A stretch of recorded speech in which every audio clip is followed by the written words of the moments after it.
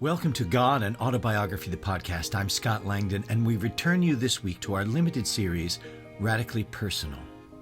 In this fourth installment, based on Jerry's new book, Radically Personal, God and Ourselves in the New Axial Age, Jerry reminds us that we must take experience, the embodied experience of our very lives, more seriously if we seek to have a more personal relationship with the divine. How seriously do you take experiences in your own life? What experiences have changed you? I hope you enjoy the episode. Well, thanks for joining me. This is the fourth in a series of talks drawn from my new book, Radically Personal, God and Ourselves in the New Axial Age. If we're going to draw our theology or spiritual thinking from the fullness of human experience, we need to have an adequate understanding of what experience is and does, of what it offers us.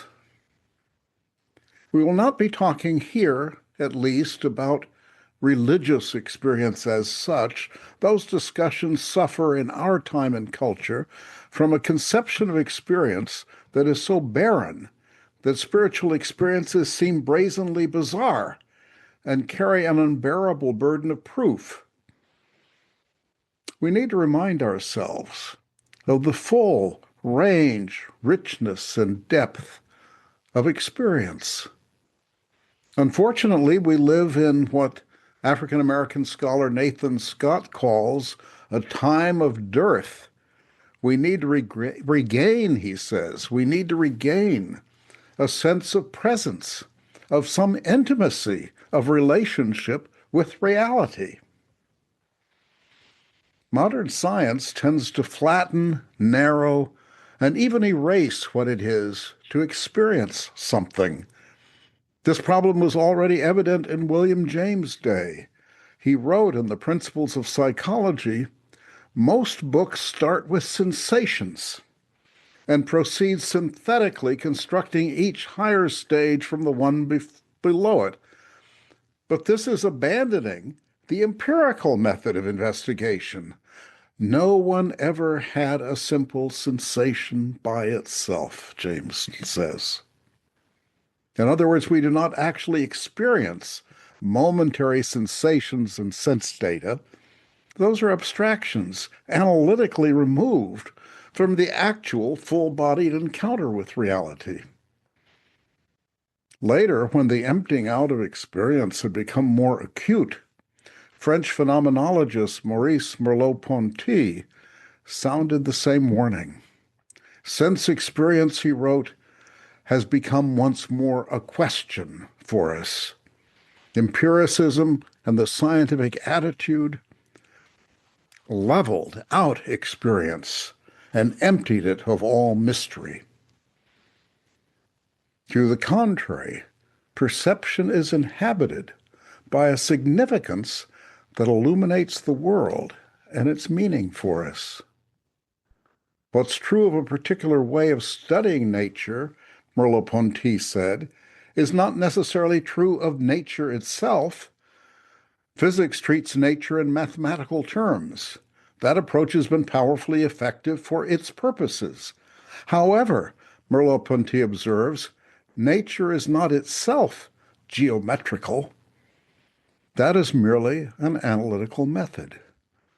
We must now, he says, return to the world of actual experience, which is prior to the scientifically described world.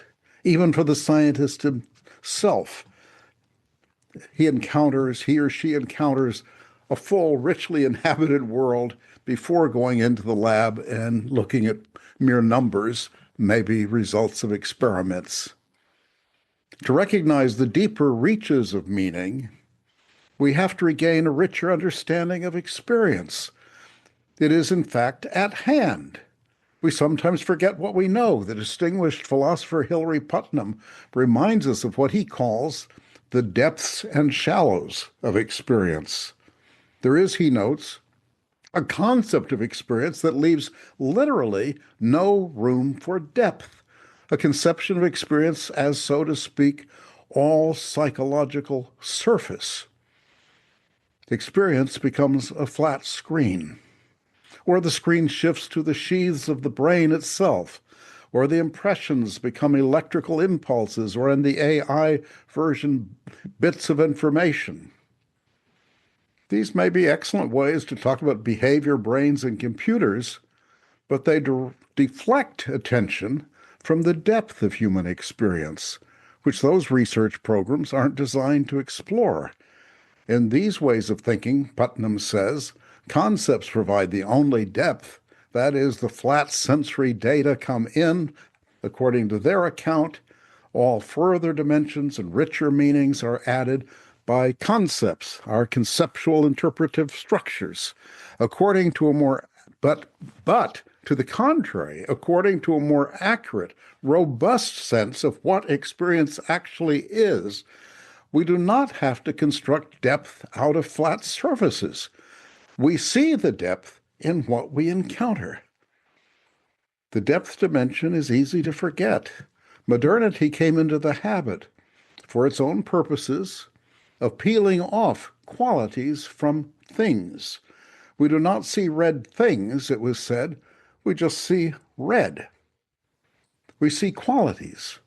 The things become, for British empiricist John Locke, something I know not what, and for Kant, an inaccessible thing in itself, with concepts being rules for synthesizing bits of experience. Research in many fields is still dominated by the idea of flat, discrete bits of experience.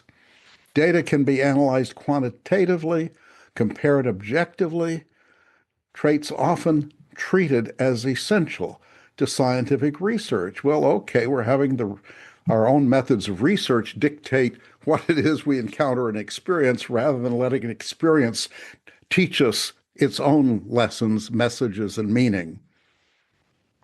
By noting the flattening of experience in empiricism and in psychological research, I'm not trying to press an argument or prove a conclusion. In general, when I talk or write, I'm not trying to talk somebody into something.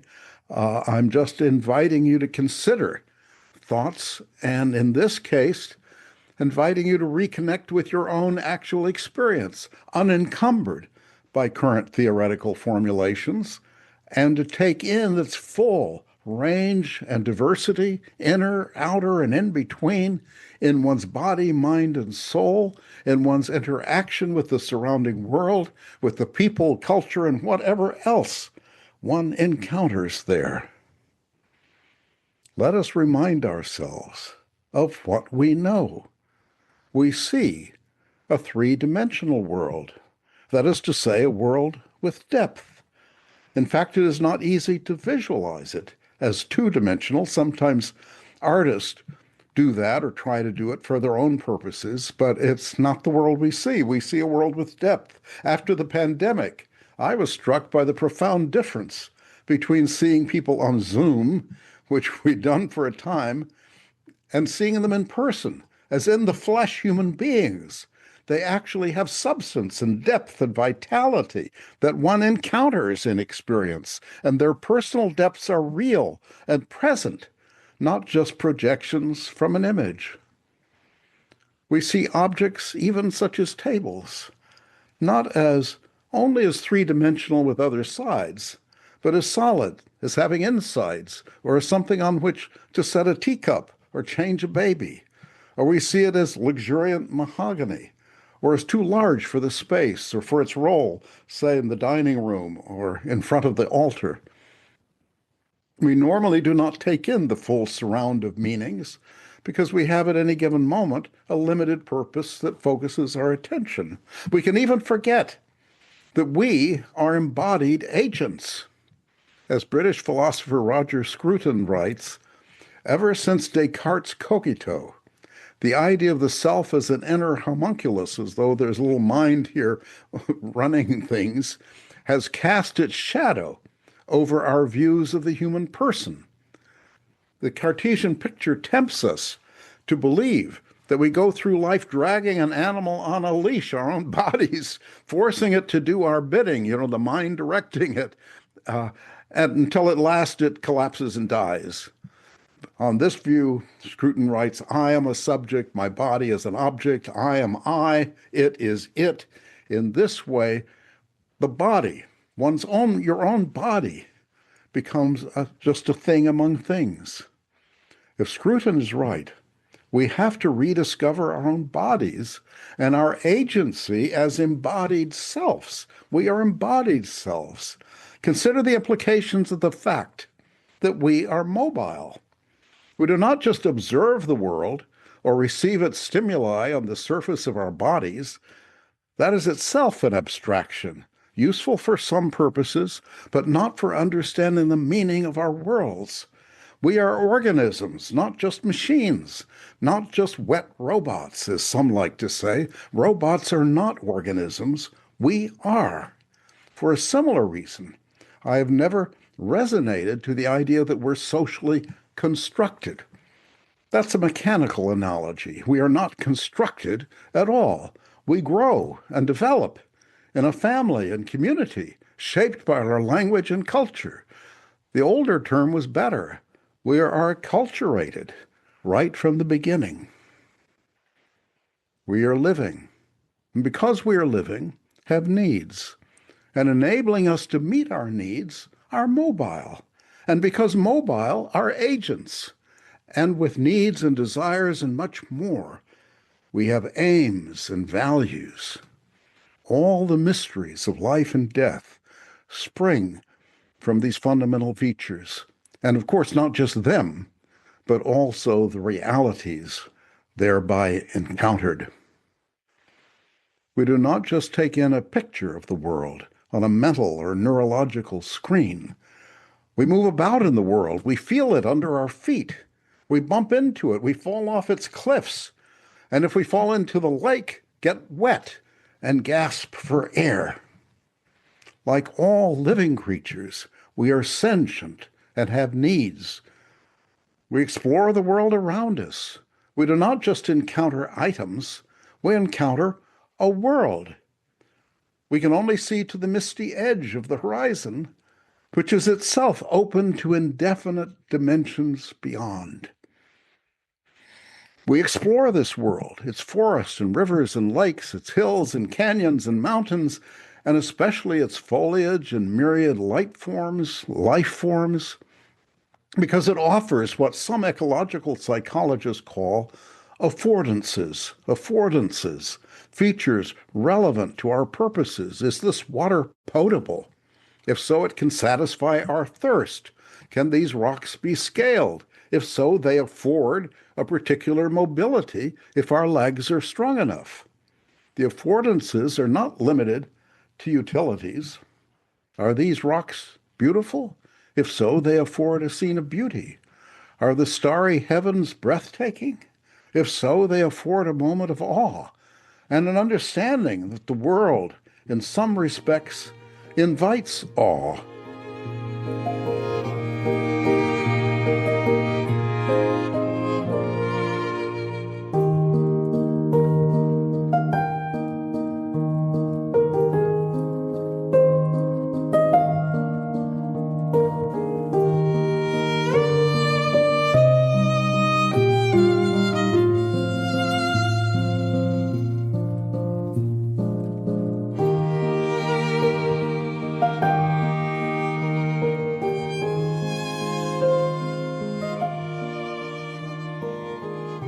Thus, experience involves action in a value-laden context, the ultimate depth of which it would be premature to circumscribe.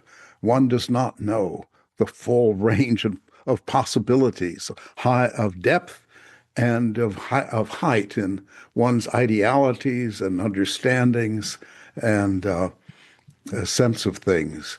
Nature, in a non-reductive sense, does not exclude the deeper or higher dimensions of meaning. For example, it includes aesthetic dimensions. We appreciate the symmetry of a flower, the rhythm and deep tones of the waves beating against the rocks, the harmonies of the breeze and the counterpoint of the wind. Seeing Mount Fuji can be awesome and full of grace. Looking at the night sky, the experience can be cosmic. However, often the aesthetic eye is trained on the particular, not just flowers, but this flower, not just poetry, but this phrase, the red wheelbarrow, not just the symphonic, but the tiny sequence of notes that define a Chopin nocturne. As Roger Scruton notes, the deepest aesthetic responses fade into spiritual responses. The beautiful is appreciated as an end in itself, as a thing intrinsically meaningful. As the poet William Blake expresses it, to see the world in a grain of sand and a heaven in a wild flower. Nathan Scott agrees. The poetic world is rooted in the concrete particularity of lived experience, and poetic art, in its deepest aspect, is a way of loving the concrete, the particular, the individual. It has the dimension of presence. We confront, he writes, concrete particulars with such intensity that their significances are beheld. The disclosed meanings dispel threats of nihilism and nightmares of the absurd by showing us that the empty spaces those attitudes have projected are actually replete with intensity. When the particular is faced with great intensity, Scott goes on to say, without losing any of its bright actuality, it tends also to be, or at least to suggest, overtones of something more. Scott quotes Wordsworth as, quote, finding all the concrete realities of experience to point beyond themselves. This is perhaps why Philip Wheelwright condemned theories that claimed there is nothing more. To say that was to draw a shade over the windows. Let us continue to survey the reaches of experience. One of the most remarkable abilities we have, of course we take it for granted, so pervasive, but is to understand one another, even to understand people quite different from ourselves, even those distant in time. The picture of starting as an individual in private isolation and working our way outward toward other people is deeply unrealistic. We start in a mother's womb, in shared personhood. That inseparable connection lingers until the newborn becomes able to differentiate itself from the mother and from the developing scene. For those of us who have a strong sense of personal relationship with the divine, something like interpersonal understanding is necessary. We relate to each other and to the divine, as Martin Buber said, not to an it as a thing, but to a thou, which can be addressed. Empathy enables an intimate relationship with the personal manifestation of the divine reality, or with a non-personal manifestation that nevertheless invites us, as Buber puts it, to say thou to nature.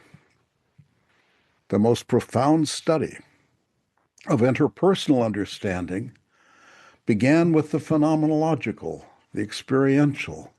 The study is Edith Stein's neglected classic on the problem of empathy. Stein is famous, but for other things, her amazing spiritual journey and her tragic fate at the hands of the Nazis. Earlier in life, she had been Edmund Husserl's assistant and submitted a profound study of empathy for a degree in 1916. According to Stein's account, I do not see only the surfaces of other people, their facial expressions and such, but also, she says, what is hidden behind them. For example, she writes, I see that someone makes a sad face, but is not really sad. I may also hear someone make an indiscreet remark and blush. Then I not only understand the remark and see shame in the blush, but I also discern that he knows his remark is indiscreet and is ashamed of himself for having made it.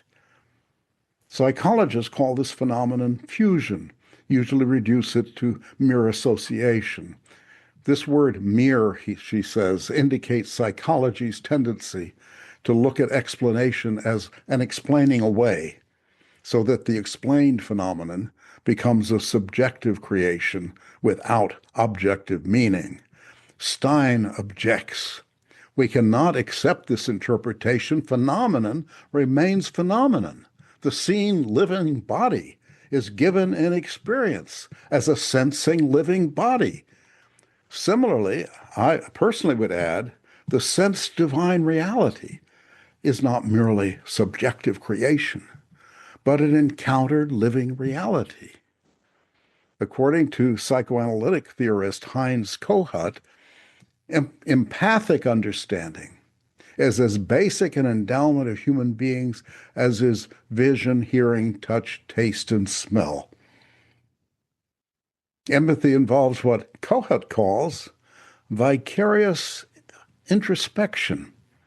Vicarious introspection. It's a way of entering vicariously not only the consciousness but the bodies of others, which Stein calls sensual empathy, a sensing in.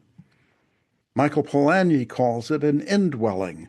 Sensing in or indwelling may also be apt terms for what is sometimes felt as a connection with something divine or spiritual.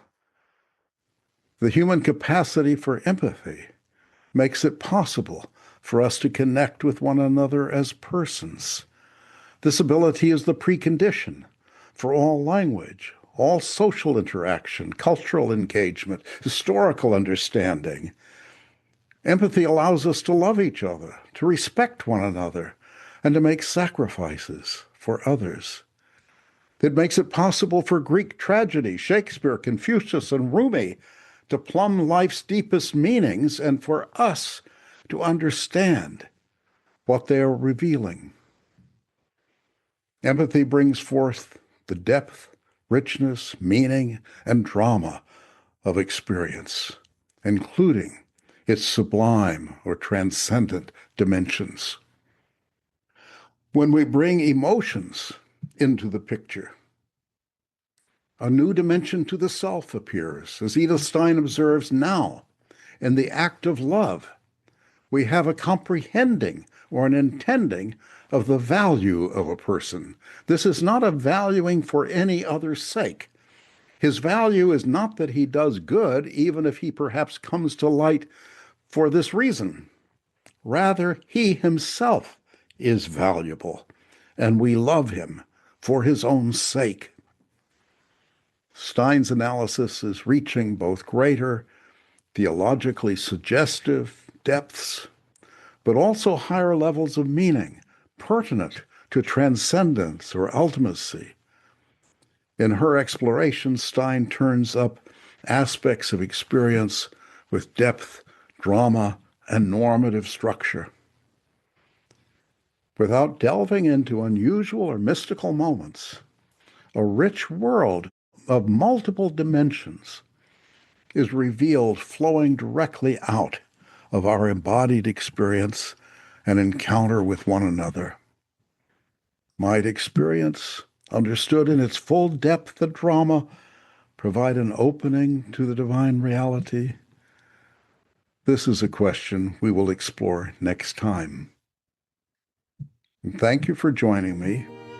And next time we will ponder the world's many religions and what we are to make of them. I hope you can join us.